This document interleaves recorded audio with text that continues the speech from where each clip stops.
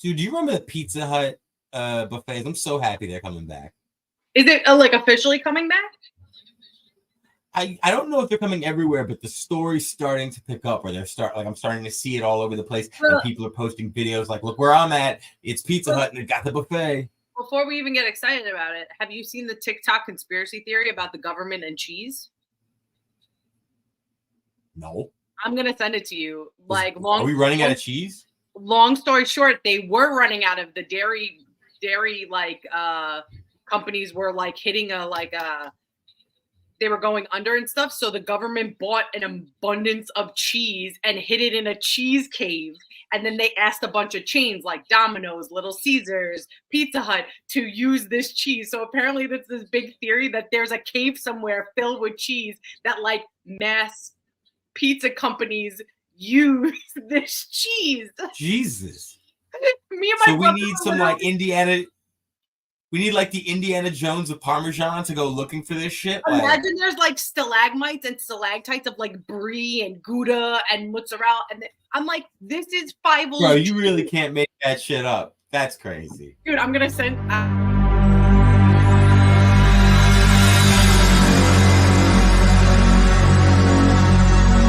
Ladies and gentlemen, the show is about to start.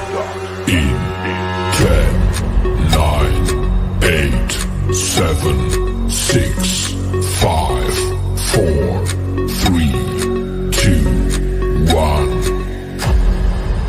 Wow. They are not like us, ladies and gentlemen, fans and friends. We are back once again. I am the custodian of charisma. I am the ophthalmologist of optimism. She is the sultan of sarcasm and the sorceress of sass. I am the ghost. She is the coat. I am Brady. She is Danielle. We are the best friends in all the land. We are the heel marks, and this is Mark of Honor. This is the Ring of Honor post show brought to you by BodySlamNet. If you're watching on Facebook, YouTube, Twitch, wherever you're finding us, go ahead and smash those like buttons. I know you see that comment section. Join it. Introduce yourself. Say what up. Say where you're from, and say what you thought about Ring of Honor tonight. It was a stacked edition, seemingly out of nowhere. I thought it was just any other Thursday, but they hit us with two championship matches back to back. Kind of felt like we were getting double feature main events. We had a big announcement happen. I mean, and not to mention the show was the closest they've come to a 2-hour show since definitely since we started covering this, where when 2 hours was a bit more average, and then they kind of just switched to more of a hour 30 hour, and here we are again.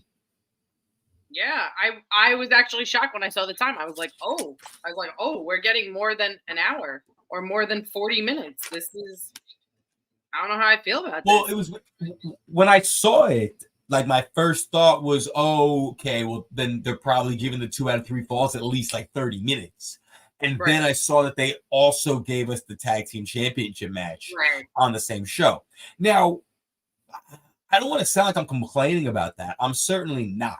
However, if I was on their team, if I was on the Ring of Honor side booking these things, I'd probably be asking the question, hey, why are we doing this right now? Why are we throwing both of these out here when we can easily hold off a week on the tag team championship match or the TV championship match, either one, and then now we know that this week we'll have this main event, this championship match, and then next week we've got another one just as important, ready to go, because they didn't, like, from a promotion standpoint, it's not like they plugged this as a special Ring of Honor you can't miss. You know, it's not like they gave it a special name like they do for certain Dynamites or even NXT does these days.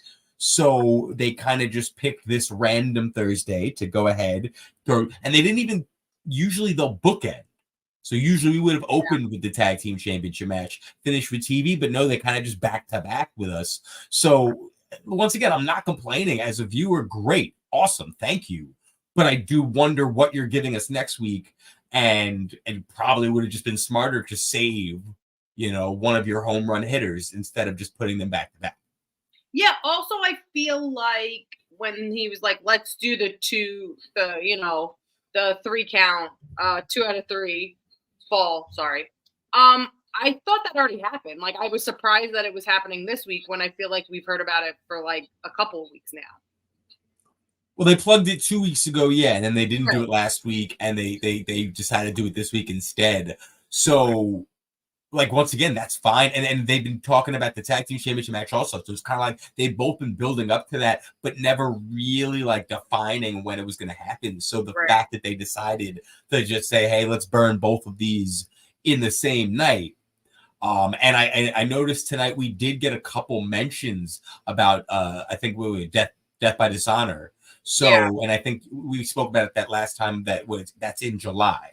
So Right. like once again, so now they're building to that, but it's kind of they put certain things to bed, it seems. We'll talk a little bit more about the those matches when we get there. Let's start off with some big news. Let's Okay. start off I with like big news. Athena coming out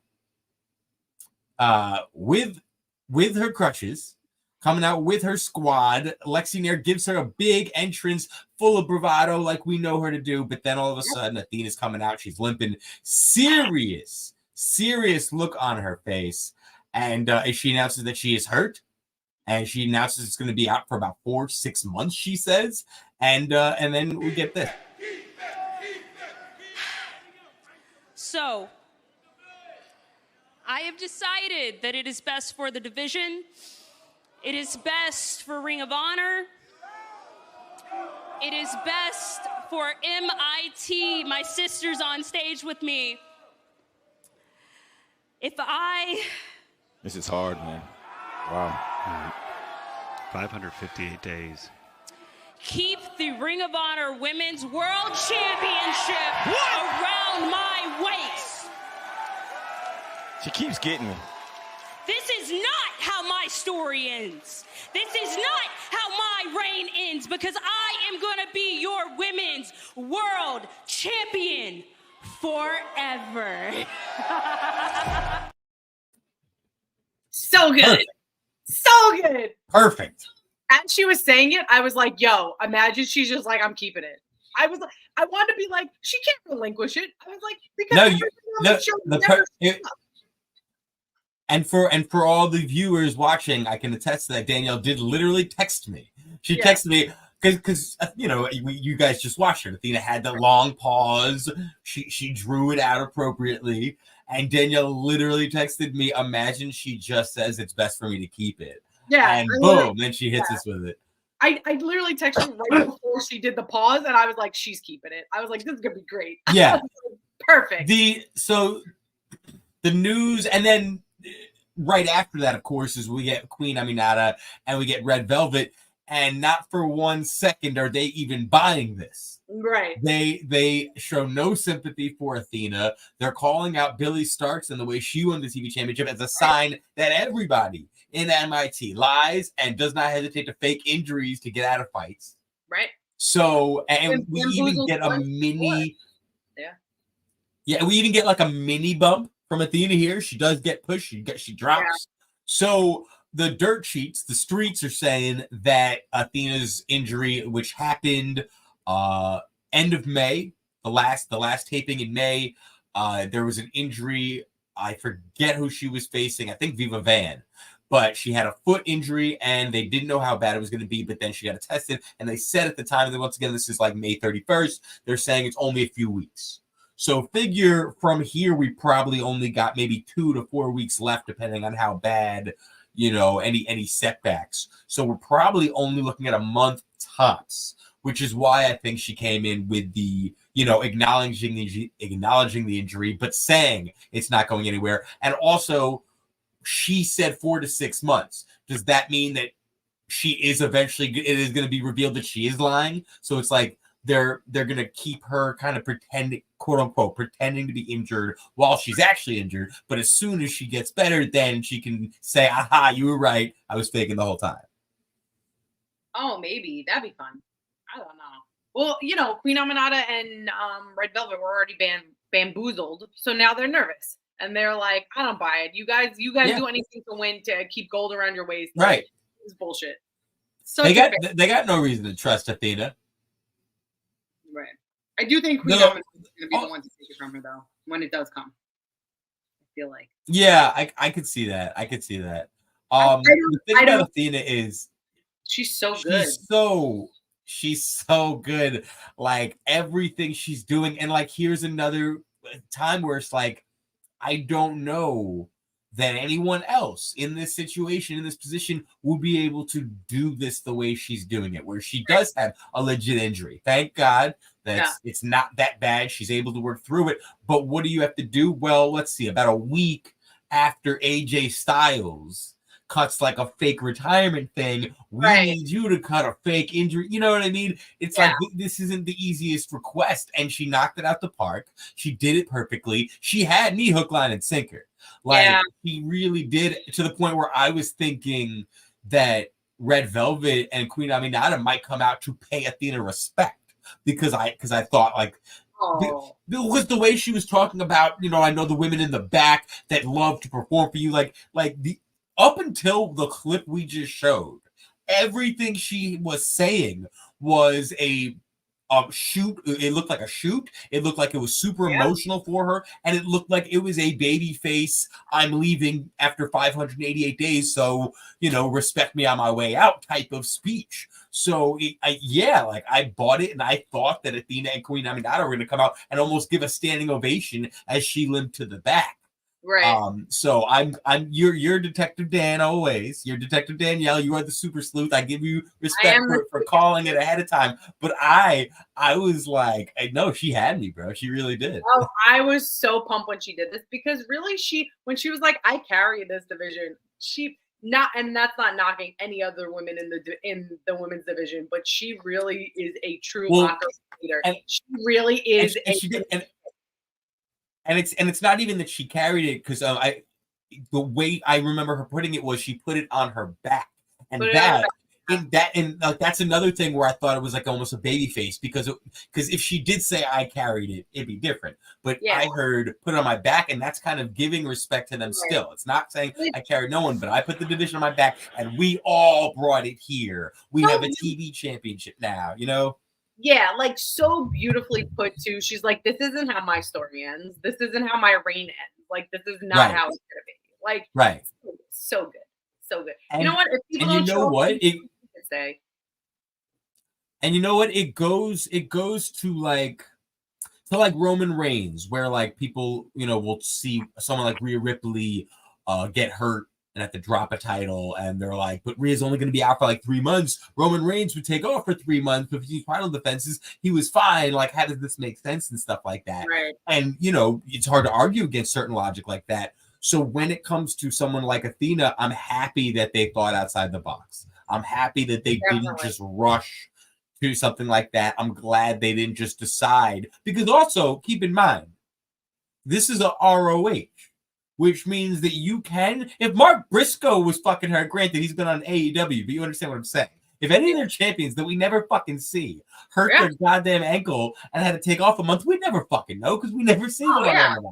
Oh yeah. So they could have easily just had Athena like take off for the month, have Billy Starks talk for her and say mommy's resting or yada yada yada. They don't even have to mention her. You know. Right. They didn't even have to mention her, because half the time, when do they mention Mark Briscoe? But at the same time, like I love that they knew that they had to, because Athena is fucking ROH right now. Athena she said the division, but Athena put the show on her back, because Athena is the show's champion. Mark Briscoe, every time someone wins the title, they fucking disappear from the show. Yeah. What an easy Mark life. Briscoe chased off the premier athletes. We haven't seen him since. Who did Eddie Kingston beat for that title? Stop asking me questions. Sorry. I'm going to look it up. That was so long ago. Yeah, it was long ago, right? I'm going to look it up while you're so talking. Long ago. Okay, you have fun with that one. So our opener tonight, just a welcome change of pace. As I said, I love that Aaron Solo is starting to get some shine. Oh, yeah. You know, we here at Mark of Honor, we always mark out for a simple thing that Ring of Honor doesn't always give us, and that is an entrance. So I like that Aaron Solo got an entrance. Teton is over here. I'm not super familiar with his work, but he had a great match. Yeah, I like that these guys got time.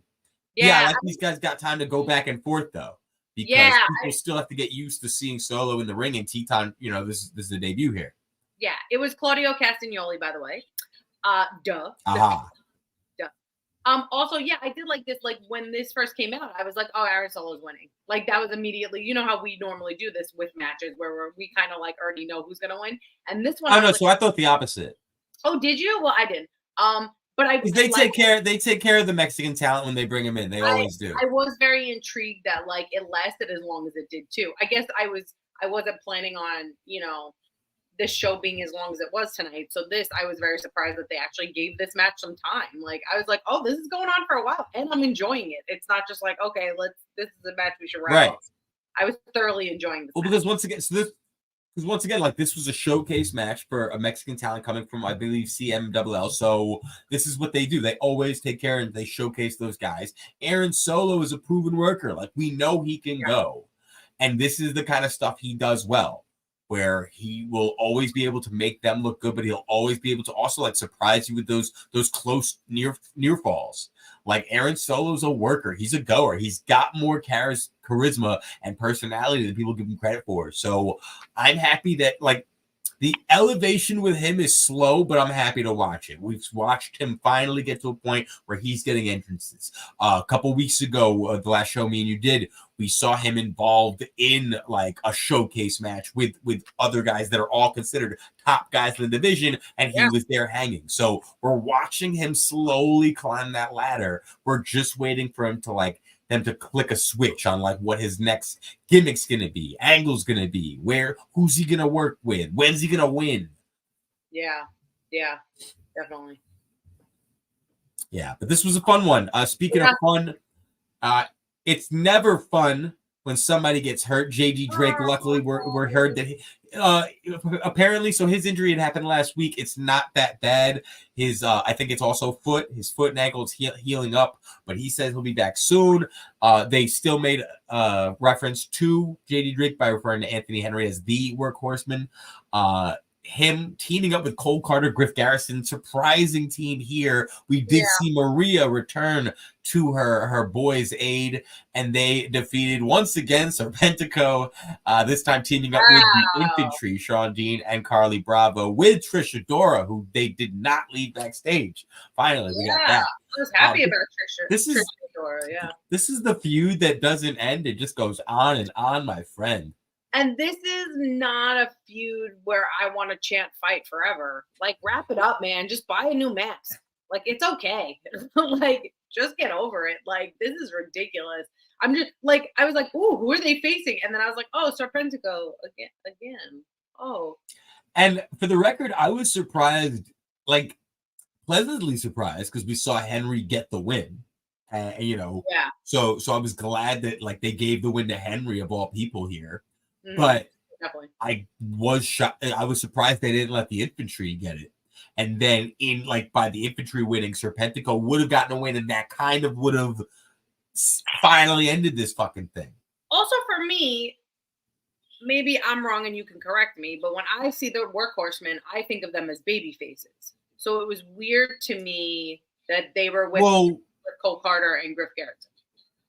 I mean, we've been saying that they should be baby faces, but they've not been booked as baby faces. Okay. They've always been on the heel side of things. Yeah. Maybe it's just me.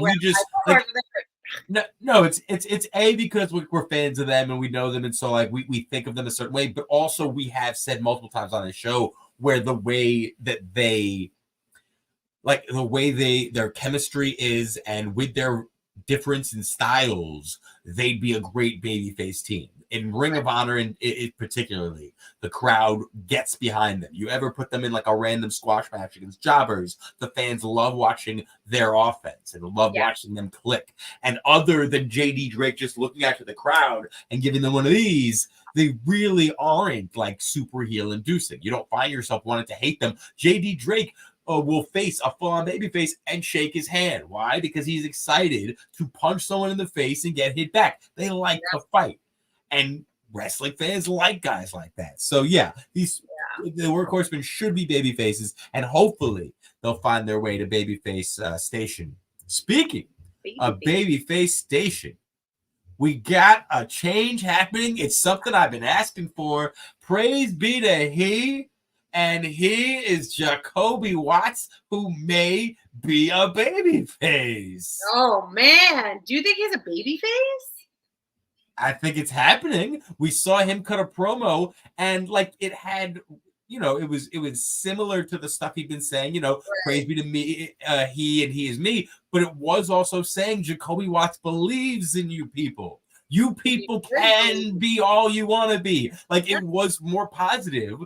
And instead of them showing Nick Camarado get beat up and Jacoby Watts pretend to cheer him on, Jacoby Watts is the one in the ring. Jacoby and the Watts is the one taking care of business with his own two hands. Brandon Cutler comes out. And it's so funny because, like, I did pick up on the fact that his promo was, or like, could be more babyface-ish than usual, but I didn't really think too much of it. I didn't necessarily think this was him turning.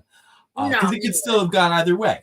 As soon as Cutler came out, I'm like, this is not a guy that's going to make them boo Jacoby Watts. Like, they're booing Cutler the second he comes out. And then within like 5 words, he's insulting them. He's like, these people aren't smart. And then I'm like, oh my God, they're fucking doing it. Yeah. They're giving Jacoby a shot. I love it. I was very happy to see Jacoby wrestle and actually like really wrestle. Like, yes. It's like, see, Nick, I got you. It's like, I can do it too. He's like, this is why we joined Believe in Jacoby. I really liked it. And now Nick Camarado doesn't look like an idiot because Nick Camarado is, you know, he's clapping for him. He's praising him. And this is the guy who's putting on a pedestal. And what have we seen him do? We saw him get a W. We saw him win. We saw him back up his talk. So now Nick Camarado is praising a winner as opposed to Jacoby Watts chastising the loser, Nick Camarado, which is what we had been seeing for what it felt like months already. So I'm so happy to see this pivot. So happy to see this switch. I really hope they stick with this. We've been also praising the abilities of Jacoby Watts, this character that we watched him create over the past few months, and I just want more of this. I want more mic time of him connecting to his flock, the wrestling fans, like now, and. The money in him and the money in this character is eventually him being this villainous heel, but the fans gotta love him before they. You gotta love him. It's kind of like Jelovic's like creatures. Like they start up with everybody loving them, and then like the Tammy Faye stuff, they start like embezzling money. They start doing all it. It's the same thing. Spoilers! Oh, what do you mean? That's a real person. Oh, I thought you were talking about the TV show. What TV show? Righteous Gemstones. No. Tammy Faye and I forgot her husband, but like, yeah, they were evangelist. Wow, I can't say that word. You know what I'm talking about. They were that, and everyone was obsessed with them, and then they were like embezzling money. They did the heel turn. Shit. Yeah. Oh man, I hope Jacoby doesn't get to embezzling. No, he's not gonna embezzle. He's gonna get Nick to embezzle. Nick's not gonna know it. Oh my God, this is he's gonna ask Nick to give him his win. So anytime Nick wins, Jacoby's gonna be like, "We're gonna put that under me as my win," and he's gonna have more wins. And then when Nick gets a number one, he's gonna embezzle. So he's gonna embezzle his win-loss record, is what. And then when Nick gets a number one contender shot, he's gonna be like, no, that's my number one contender shot. You have to believe in Jacoby, and he's gonna take the number one contender spot. Okay, this is what I've decided. And so it's be told. Interesting. Let's see. I already know which one you're gonna. I love it.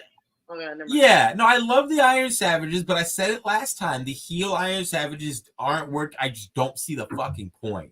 And they're just much, but they had them. The fans were over. Everything you're complaining about is like just all booking in terms of when we were doing this, they weren't. It's like and then you're booking them against squash, and it's like the fans get louder for a squash when the person's a babyface than they do if the person's a heel. That's common logic. Commentary saying, I guess they don't know how to count in Titty Town was absolutely hilarious. I popped very hard for that. Titty City. Titty City, sorry. I will say. Titty Town, it should be.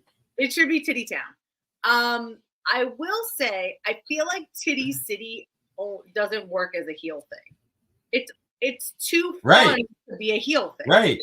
Like, if you're going to be a heel, cut out, be like, there is no Titty City. It's not real. It's really something else. You know, like, they should have taken Titty City away. Or, and I've said this before, I hate the Nasty Boys from WCW, but one thing Nasty Knobs did do, which I just think it's a good heel move, it's when you put their head in your armpit. You call it what's her face? You're in the stink what's pit. Our girl? Gabby Gilbert. Oh, Gabby Gilbert did that to me. That's right. Yeah. She took me to Pity City. She took you to Pity City. You can't say Pity City because I just think of pit bulls and then I could just be around all these dogs. I wish that was Pity City. Yeah, but they need to get rid of so like that would be one thing that he could do as he's a heel. Like they would just he'd be reaching up for the tag and they'd bring the guy over and instead of tagging, boom, just shove his face into the pit and then you tag. Like and then boom, it's not like this big move that you have to set up for that does absolutely nothing. It's just a fun little heel tactic. You could probably do it 2 or 3 times in a match. Get the crowd, Pity City, you know. The heel act and even this match in particular kind of just felt a little indie-rific for me. Mm-hmm. Like with the whole, hey, you losers, you virgins, you low keys, shut up. And then the first guy, I think it was Eric Esnight with his, credit to him trying to maximize his minutes and get his gimmick over. Listen, no more Titty City, sir. We have to pray. Let's pray. I do agree with you in the indie sense. I feel like I was watching, like, their promos are backyard wrestling promos that we watched when we were kids, like our friends fucking around in the back. Like, yeah, they gotta switch it up because it works. Mm-hmm. It works so well. It's like if you go to shows at wrestling schools and you see like where the promos are just, and it's not even anything against them, but the promos they're taught to be so basic because they're trying to get across, hey, who's the babyface, who's the heel? Nobody's gonna know you, you know. So it's if you're a heel, you insult the crowd. If you're a heel, you call someone a virgin, you call someone a loser, your mama's basement, blah blah blah. So, like, that's what I'm getting from them now. It's simply them screaming, hey, you don't like us anymore.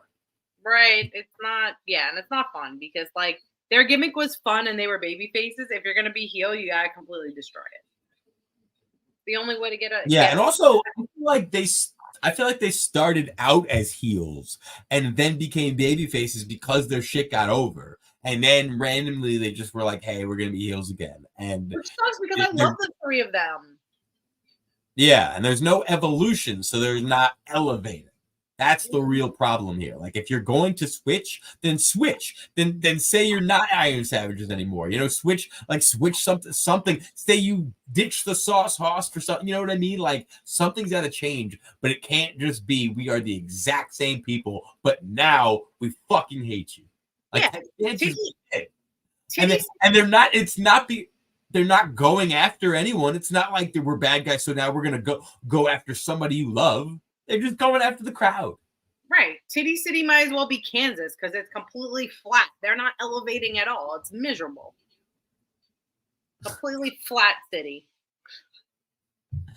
Absolutely silly. Silly. What do you think of Lance Archer? Your boy. Everybody dies. Dion Roosman died.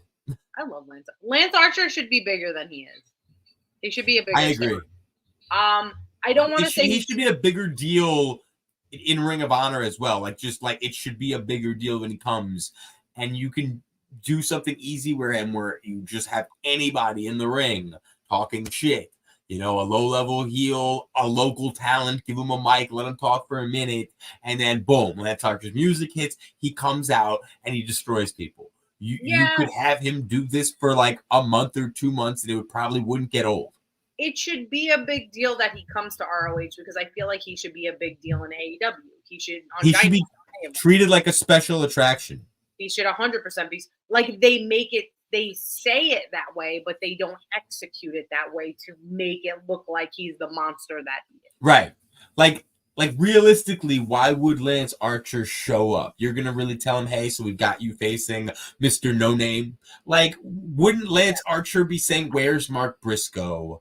I've got no gold on my shoulder. Yes. Wouldn't Lance Archer be saying, hey, your TV champion's been running his mouth, but I could fucking put my foot in his? Like, you know what I mean? Like wouldn't he want something? We saw him teaming with the Righteous. There are tag team champions. There are trios championships.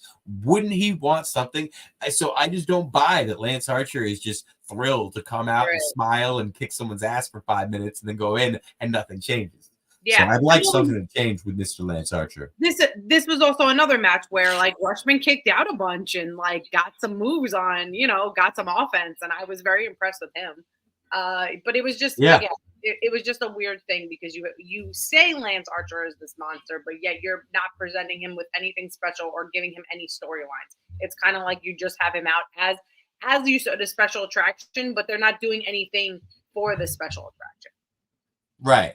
And that's why, like, the way I would book him, if he was going to be involved in a segment that, like I said, wasn't important, it's not a meaningful match that's going to get him closer to a title or bring him into a feud of any sorts, I wouldn't even put him in matches because that doesn't make sense for Lance Archer. He wouldn't actually compete in these nothing matches. He would be there pissed off that he doesn't have any real competition. So the first person to go in that ring with a microphone, to open his mouth, talk some shit, and give him a reason, he would say, okay, hit my music. I've got something to do now. Big dog's got to eat. That's where the problem lies. There's no storyline. Okay, have him come out for 5 or 6 weeks beating up people and being like, this is too easy now. Why am I even having a match? Give me some competition. Have him come in the ring and be like, I want someone to come out, and then have like a specialty person come out, like a local or Athena. Athena come out and beat him with a crutch. I don't know. Yes. Athena's like, how dare you? This is my show. I'll take you out myself. Yeah, and then he just picks her up and whisks her away. Oh, imagine they did do that. Imagine Athena was like, if I wasn't hurt right now, you'd be in so much trouble. She would do that. That'd be funny. That'd be so funny. I'd like I will say this though, in terms of us getting positive changes, in terms of us getting stories, I was very happy to see what we got with Layla Hirsch and Diamante. These are two girls that can go. We know that. This isn't a new story. We've seen them feuding, going back and forth. But I like the fact that Layla Hirsch gets the win. It wasn't super decisive. Diamante, like whenever somebody like Diamante, who's a heel, who likes to fight, and if you lose in like a roll-up, so you're immediately standing as the person is getting their hand raised, I'm always thinking in my head, like, you should attack this person. Like, they're celebrating in front of you, like, you should be pissed. You should say, no, it's not over. I don't care about the belt. And that's exactly what Diamante did here, and I loved it. Yeah, I love Diamante. She's so fantastic. She's one of my favorites. And her theme music is amazing. Like, I will have her theme music, her gimmick, her everything just creates a great persona. And like I said, that persona is not someone who would have taken that. And I was just, as soon as I saw her running that ropes and getting ready to kick her in the face, I was like, yes, absolutely. Fuck the bell. And then I love that they didn't, I don't know if she was told to do this or if they just didn't mind. They didn't edit it out in post. They let her curse. She was walking up that ring. She's like, you think I'm going to let that shit slide? That's not how we do it up in the streets. God, I love her so much. She's so good. So good. So good. I love her so much. Where's Kiera Hogan? I miss her. I do. I miss her too. Maybe they're putting her on. You know what? And see, I don't think she should be on ice because they were setting up something for her to like compete for the TV championship, and then they set Red Velvet and Queen Aminata down this road with them. Right. I do wonder where we go with that. I'd like to see them, Alicia. I like to see Hogan get a little back up there, but that's the problem when you have Billy and Athena in the same feud. Right. As much as we love it for Queen and Red Velvet, everyone else gets shut out the same as they were before. So you've got a secondary title to give more women shots, but no one's benefiting until that feud closes up. Right. And with Athena now on the shelf for at least a few weeks, you know, and it's tough because they don't want to put Billy in the ring with Hogan while Billy's feuding with like Red Velvet and Queen, because now Hogan has to take a loss instead of just looking strong. So maybe it's they'll tough. have, and they can also have women competing for number one contendership for when Athena gets better, and like she can come out and like observe or be on commentary with the comments, you know, or something like that. And I think that's where it comes into play in terms of just getting them consecutive wins, and kind of like they do more commonly for the men, where, you know, this person's 5-0, this person's 7-0. We see them do it for Nyla Rose every once in a while when she shows up. We're now seeing it happen with Marina Shafir. I'm really trying, guys. I am really trying to get behind her. That's your girl. It's just not working for me yet. I don't even think she's that bad. It's just, yes, that's it. Boring. That's 100%. It's boring. The way she walks to the ring is boring. The entrance gear she's wearing is boring. The way she walks around in a circle that just stares blankly into the camera is boring. It screams, I'm taking this just as serious as MMA. Like, I'm coming out here because I'm an ass kicker. And like, I get it. But I've been hearing that, I've been seeing that, I've been getting that for years with her, and it's never clicked. It's never gotten better. That presentation has never gotten to the next level. You want to put her with Stokely Hathaway? Maybe he could save this. Maybe. But like her by herself doing this same stuff with no shoes and no real aura about her in any way, it's not working. And I'm just, she needs to be impressive. You put her in Ring of Honor, like she needs to be impressing. And for me, I'm just not blown away. We've mentioned this before. Since she is boring and she walks around with a tough face and stares at the crowd, stares at the camera, that's where you come in as a good heavy, and you come in, you know, you come in as a heavy, and you come in with a person who's like quirky and fun and loud and all over the place, and you're just the heavy that keeps them grounded from them being like so ostentatious and out of control. That's where she would work. I know we said this before her as a heavy, but she'd be a perfect heavy in my opinion. Right. No, that's perfect. That'd be the perfect way to use her. 100%. Yeah. Like not even get her somebody else, but like let her be the heavy.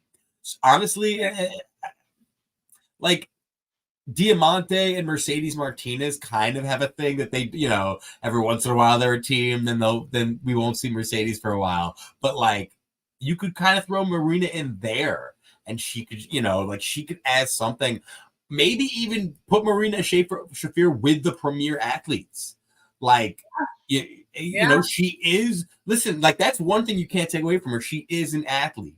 And so you put her with them and you let Smart Mark Sterling scream her praises. And then with them, she doesn't even have to do very much. Every once in a while, you get her in a squash match, but you've got the premier athletes on the ringside. They're adding a little bit to it. Like, I just think having somebody by her side, in her ear, helping her, because when you pair people up like that, it's not just in front of the cameras pairing. This is a behind the scenes. It all affects you. You get help from all angles. She needs help. She needs help. It's okay to need help. Yeah. Yeah. It's okay to need help, and it's okay to feed off of something like that. And that's a great way to do it. Right. Yeah. I can see her with the premier athletes and them having like her email, and then having, you know, when they're fighting with infantry, have her come out and face Trisha Dora or something, you know, like being like, oh, you have a female in your group, or we have one to fight your female or something like that. Exactly. And like, I'm very much of the Paul Heyman school of thought, where it's like, yes, I don't like everything about this person, but what do I like? And how do we only shine the light on that? Right. How do we hide everything else? And I think that's that particular stable would be the perfect way to hide everything I don't like about Marina Shafir and allow them to really bring the best out of her. Which Paul Heyman was always. They should just hire us to write this stuff. They really should. How do can we send these episodes in as our resume? Yeah, be like, here's our resume. Listen to this. Because we don't say you suck. We're just, you know, we want it to be better. We just say this is what we would do. This is how we would make it just a little bit better. And listen, the Kingdom, they think they know how to make things better, and that is put them on TV. What did you think about this promo? I liked it, where the Kingdom is basically talking about, hey, You get asked all the time who your favorite tag team is, who the best tag teams are, and you're never saying our name. You're asking the question, where do you rank the Kingdom? So when they said this, they were like, "You get the Young Bucks, you get FTR," and I'm like, "Yeah, because they show up on their show and actually defend their title more than you do." So that's where I rank them. It's like you have to show up and have matches. Are they more frequent? Yes. So I as of right now, that's fine. But they weren't on. Remember, we kept saying, "Where's the Kingdom?" I haven't seen the Undisputed Kingdom in God knows how long. So I don't rank anywhere because I haven't on seen AEW. Yeah. Yeah, I haven't seen you. If I'm just watching ROH, you're an ROH tag champion. You should be on your show defending it. So that's why I also notice the tag teams that they notice the tag teams they called out. None of them were ROH tag teams. This promo was putting over AEW tag teams. Not anyone that's going to step foot on this show. Of course they were. I was also laughing when they were showing like what's it called? Oh my God. They were advertising the show that's going to be July 26th. And I was like, oh, look, they're advertising for their own show for once. That's exciting. Instead of always Collision and Forbidden Door and everything else. But yeah, no, I like this promo a lot where they basically talk about the fact that like we are the Kingdom. We've been doing this for 10 years. Nobody can touch us. And it's like, it's one of those things where like, yes, me and you complain about the fact that, and let's get it straight. We're not acting as if Matt Taven and Mike Bennett just don't show up to work. This is all on Tony Khan, whoever's writing the shows, and decided to repeatedly not book his champions to show up. However, every time I do see these guys rock tag team matches, I'm always like it's always a great reminder. Like I'm always texting you like, oh my God, these guys are so good. Like I forget how good Mike Bennett and Matt Taven are. These are two guys that are both should be singles guys. They're so good. And as a tag team, their chemistry is through the roof.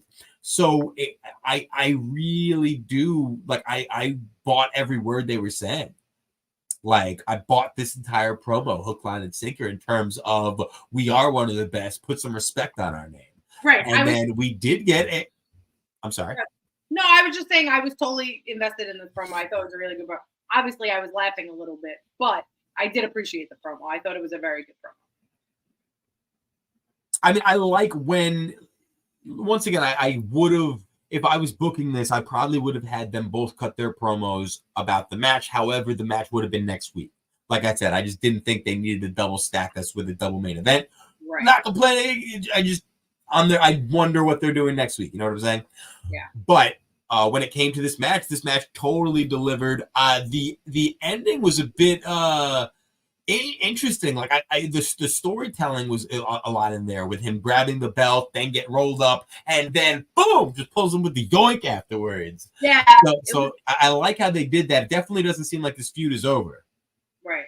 And this is okay because we have, Serpentico and the other guys fighting forever. So why not have these guys have a little storyline? Nah, I'm just kidding. But no, this is okay. I mean, this story's been told on AEW and Ring of Honor, and so it's one of those things where few stories do get that type of showtime where they really do get to extend to both shows. Okay. And these guys are all people that deserve it, so I wouldn't mind this feud continuing. I wouldn't mind if the titles changed hands. Daddy Magic and Cool Hand and really? Yeah, I love those guys. I think they're great. I like them too. I don't know if I would want them to take the belt from the Undisputed King. I mean, I guess I'd prefer a tag team that is on Ring of Honor every week because then that would make me hopeful that they would stay on Ring of Honor. It's like I think if I lose to a team that's on AEW every week, we're probably just going to not get them to show up again. So it's like maybe I'd rather the infantry win the titles because then I think the infantry would actually show up. But you never know. You never know. So no, I wouldn't mind it. Daddy Magic, Cool Hand Edge, bring them over. Bring them over. Come on down. One thing I did kind of mind prior to our main event. Atlantis Jr. makes a challenge. He says, hey guys, I just want you to know that I want to take on the winner of Lee Johnson and Kyle Fletcher. I don't just want a match for the TV championship, but I want it to be in my backyard too, in my home, because I want to show that Mexico is where the best. And I'm just like, yeah, bro, and I want a fucking $1 million and a fucking giant slide that takes me everywhere. You know what I mean? Like, is this how it works? Like, are we kidding? It's like, weird I was just like, it was so ridiculous to me that they wouldn't at least give him like a big win and then have him follow it up with that. It's always weird to me when people just feel that, you know what these wrestlers are? These wrestlers are wrestling fans. They're entitled. They just feel like they're entitled. I'm just entitled. And it's like, but are you entitled? Right. Yeah. Own the world. I mean, I don't mind watching a match with him and Kyle Fletcher, but I do. No. And it's going to be great. It's going to be great. But once again, like this is Ring of Honor not giving us logic to get to our next destination. Right. If this is your next number one contender, why not have him? How many weeks in a row did we end the show with like a 4-way showcase? And one of those guys, beats 3 other men and doesn't get it followed up with like a title shot. Like, but it should. Right? You could have put him in a match with 3 guys. He gets the 4-way showcase win, and then he follows that up with a nice promo about, hey, by the way, TV champ, I heard you talking about you want competition. I'm right here. Something like that. Instead, it was just all smiles. Like, I want a shot, everybody, and I want you to come to me to give it to me. I'll see you. It's like, oh, okay. It's like, that's how it works? I'm 100% rooting. I'm 100% rooting for Kyle Fletcher is all I'm saying. But that does, of course, take us to the main event where Kyle Fletcher does defend against Lee Johnson, does beat him 2 falls to 1. Takes him 3 falls to do it, but Kyle Fletcher puts down the spunky challenger, Lee Johnson. Sorry. My dad was watching this with me, and he was laughing a lot during this match. It was very funny. He was like, hey, he's like, wow, look at him. Wow, why did he jump? And then, like, when they were on the mat, he was like, why is he waiting? Why can't he just throw him back in the ring and pin him? I was like, oh. That's cute. It was very funny. I was like, he's like, what is he waiting for? And I was like, he's like, oh, he's tired because he jumped out of the ring? That's so funny. Oh, I was like, he's only 25. So I thought this match was fun. Yeah. But like this was the same thing. Like when it was announced, I was kind of confused because I was kind of like, unless they're putting the title on Lee Johnson, I don't really see why this happens. And it's like, if they were going to put the title on Lee Johnson, it would have worked. It would have worked because all of a sudden, Kyle Fletcher would have been pinned twice. Would have gone from being like practically undefeated to being pinned twice. Lee Johnson gets the title. Kyle Fletcher wouldn't even need a rematch because, like I said, he just got pinned twice. Kyle Fletcher would go on to be only on AEW. We probably wouldn't see him here anymore. That'd be that. He'd go on, and Lee Johnson would have been passed the torch in the form of the title. Instead, what we get is Lee Johnson. I'm thinking this is like definitively he's out of contention for the title now. Because we saw him lose another big match and he's been pinned twice. But what's worse is he's now the only fucking person on the show that has pinned Kyle Fletcher. So that person should remain in the conversation, but he can't once again because he just lost definitively again. So once again, the 2 out of 3 fall stipulation kind of has me confused after we see how it plays out. Yeah, it was very weird. I like this match, and I like the 2 of them feuding, but like, yeah, like what do we like? So Lee Johnson just doesn't have a shot now. Like that's it. Now we have to move on. Right. And but like it's also, like I said, like I hope they find a way to utilize the fact that he did pin Fletcher. Right, and this feud. Lee Johnson should be the one taking the title off of Fletcher. Not that I want to see Fletcher lose it anytime soon, but Lee Johnson should be the one taking it off. If I had to pick anybody on the ROH roster right now, it would be him. So it's just. For me, it would be AR Fox, but they haven't used him in a while, so that seems right. Silly me. I don't know. But yeah, no, Kyle Fletcher came out looking real hoss too. Like he looked like a monster. Like he just gets better Right. every time. So I good. love the little mini promos he cuts after he wins a match where he's like, going nowhere. Yeah, Because or I'm the taunting. forever champ. His taunting during the match where he's like, "Oh, you like that, right? I'm gonna do that again." Like, I really like that stuff. He's really grown into such a great champion. Like, he's really And he's still so young too. He's still so young. Yeah, I know everybody compares them, and like I've been saying it since day one. But he really reminds me of Will Ospreay with that just charisma in the ring, and then just all that. Like, yeah, he just Well, had. I mean, he's under Osprey's learning tree and has been for a while now. Like you work with people like that, you're friends with them, you work with them, you study them without them even noticing it sometimes. Right. So yeah, like he's surrounded himself in good fucking company. Yeah, he really has, and it shows, and it 100% shows. Yeah, and it showed here. Lee Johnson really brought it too. That fucking out of like over the top, like Sunset Destroyer, whatever the fuck. Like that was just those guys really have an awesome chemistry, and that's why I almost wish like it's just weird because, like I said, this match still keeps him in contention for me, but at the same time, you don't really want to see another match so soon. So there's got to be space. I agree with you. Lee Johnson should probably be the guy to take it. And if it's going to be someone else, you kind of got a lot of work to do in terms of elevating, unless it's just going to be someone you grab from AEW Dynamite, because on Ring of Honor television, Lee Johnson is really he was the closest you had in terms of who's been elevated to the point where he could just call him out. If not him, I don't know, maybe they go to like somebody in Top Flight, they'd be giving them a few wins.